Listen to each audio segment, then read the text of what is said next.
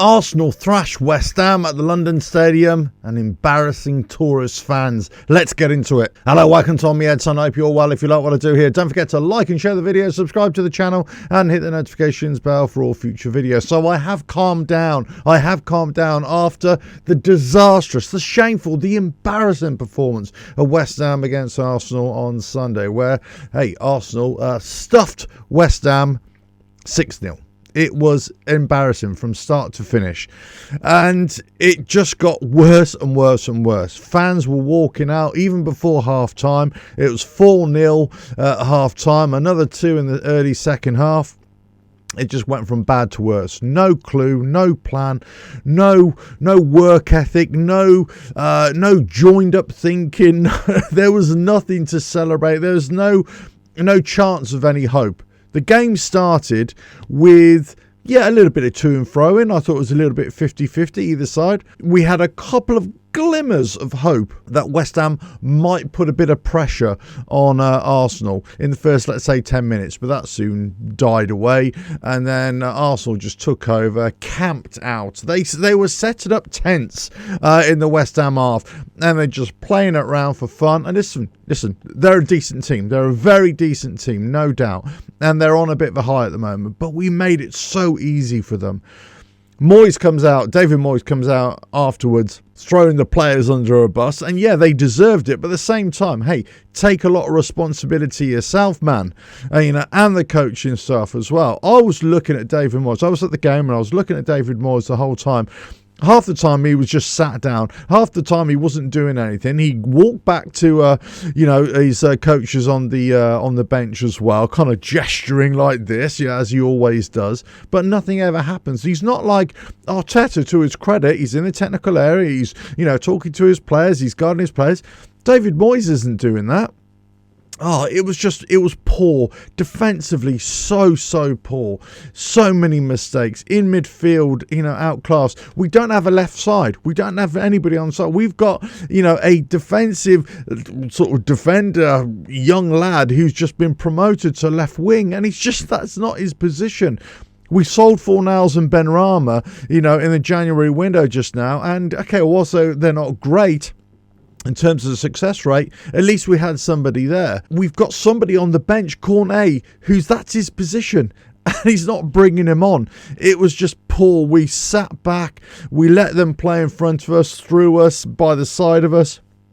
It was just awful display. And the increasing calls of David Moyes to go, and I've been saying it for a long time. Look, it's time for a change. Regardless of the results that we've got, regardless of what we won last year, and if you take the last 3 seasons as a whole, and not last season's woeful Premier League performances, of course. It's been pretty good. It's been very good. We won a Conference League, right? But you can't deny the style of football and also the performances, especially this year, and last season, and also in this year. The games that we won, very rarely are we winning convincingly.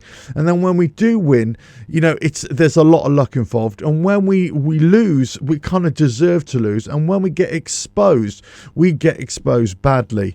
And defensively, we're just so poor. And this is he's a defensive-minded manager, and we're really poor. So I tell you what, let's just swap him for another defensive-minded manager who's really good at it. Okay, let's just bring in Mourinho, because he's really good at that. It's not the style we want. We might as well just play with a manager who's really good at that kind of football and gets results and wins. Not David Moyes, who's it's all over the place. The fans are up in arms, and and there's always going to be fans and also commentators and outside fans who say, well, be careful what you wish for, and just appreciate what you've got and everything. But they're not seeing what we see, and when you just capitulate so badly. I mean, I haven't felt this bad since, I think, Brighton last season away, when we just got stuffed as well, and it wasn't the result again, it was the manner of the defeat. And we've got tonked this season 5-0 by Fulham. We've got beaten by, Liverpool 5-1. We've, got We've got other poor performances, lots of poor performances. And yeah, we have won some games, and we were in 6th and then 7th. Now we've dropped to 8th. But we haven't won this year, 2024. We've yet to find a win, and we don't even look anywhere near like winning. And the games that we've drawn, we've had to come from behind as well. We haven't looked great in those games either. So, I'm afraid to say it's not great. The fans were upset. The players would just look dejected and lost.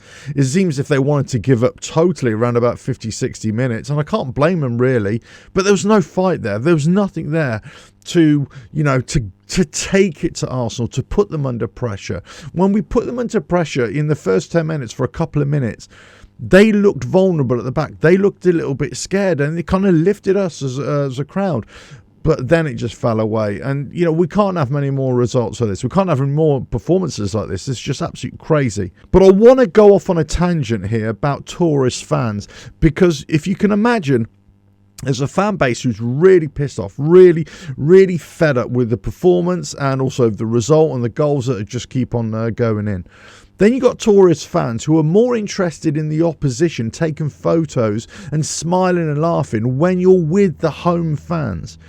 Now, I don't mind. I've got no problem with tourist fans. I've got no problem with neutral fans if you want to go in. But if you're in with the home fans, then you've got to either keep your mouth shut, just make a muted kind of presence. Certainly don't cheer for the opposition, and definitely don't start taking tourist photos of the opposition players where they're warming up, or where they're about to take a free kick, or where they're just about to score a goal, just so you can post it somewhere and then you're all laughing with each other, because it drives people absolutely insane. There's a couple of people in front of us, and the God knows what they were doing. They thought it was really funny. There's a couple of other supporters who went down there and started to have a right go at them. I think one of the stewards, the stewards are like, I don't know what to do. I don't know what to do. And, and then I think one of them was escorted out as well, because you're putting yourself in a serious situation where people can lose the plot. And then all of a sudden you see people within your own fan base, and they're not our fans. That's the thing. They're not our fans. And they're infuriating the local fans. And it's just, this is how seriously people take it, and how wound up. I'm a mild-mannered janitor normally, but I got really wound up as well. Everybody around us will get wound up, and it's easy to, get carried away and lose the plot yourselves. But when you've got that kind of thing going on, not only on the pitch, not only with a defunct management and coaching structure, with the players that just don't have a clue. There's no cohesion there. They don't seem to know what their position and how to play anymore. But then when you get certain people who infiltrate a fan base just because the club and the stadium allow fans to get easy tickets, and the fans themselves, they don't appreciate, I'm not even going to call them fans of the club. They are football fans, let's say. They're tourists. I call them tourist fans. They're just going in, and they don't appreciate the way they're acting and how bad it looks. I get wound up every time I go and see West Ham. And I'm a season ticket holder, but that's got nothing to do with it. Really. I could just be a part-time supporter as well. It doesn't make any difference. But it really annoys me where you're going there and you see there's a whole row in the front rows, let's say, and there's always about 40 or 50 of these touristy fans who go there, and they're always taking photos of the opposition players warming up. And it's almost like, especially if it's a big team there, like the Arsenal's, Man United's, Liverpool's, whatever, they're there, Man City's, they're taking out their phones, and they're always, I dare say, I don't want to be xenophobic, but they're always from other countries. They're not English, and they could be from the Far East, the Middle East, it could be from India, it could be from other parts of Europe. The fact that they're foreign, it doesn't make any difference to me. And the fact that they're tourist fans and neutral fans doesn't make a difference to me. But their actions speak that they're more interested in supporting the opposition and interest in the opposition, rather than supporting and interest in the home team, where you're with the home fans. So you better watch yourselves. That's all I can say. You just got to watch yourselves. And the team have just been absolutely shocking so far in 2024. And, you know, yesterday it could have been 9, 10, 11, 12, 13-0 easily. Arsenal took their foot off the gas in the second half. They obviously felt sorry for us, so obviously preserving their players as well. Moyes just didn't do anything to, you know, either bring on any kids or try anything different. He just gave up himself. And then to throw the players under the bus and not take any ownership yourself, I think it's really poor. Very, very poor from West Ham all around. And I wouldn't be surprised if we don't get much in the next few games as well. Big decisions need to be made by West Ham as a club, by the board, but also by David Moyes as well. And also, listen, the players don't get off the hook here as well, because they're as much to blame as everybody else. But everybody just needs their heads knocking together, and we need a leadership on the pitch, in the dressing room. Everybody just needs to get together and say what the hell's going on. But West Ham as a club, as a team, there is no team. They are a group of strangers right now. And tourist fans, well, I'll tell you what, just if you're going to be with the home fans, at least either be quiet or support the home team. Don't ever support the away team if you're with the home fans, and vice versa. If you're with the away fans, don't support the home team. It just, you know, seems logical to me. Anyway, let us know your thoughts in the comments below. If you like what I do here, don't forget to like and share the video, subscribe to the channel, and hit the notifications bell for all future videos. And I will catch you again on another video coming very soon. And don't get me started on those half an hour scars. Urgh.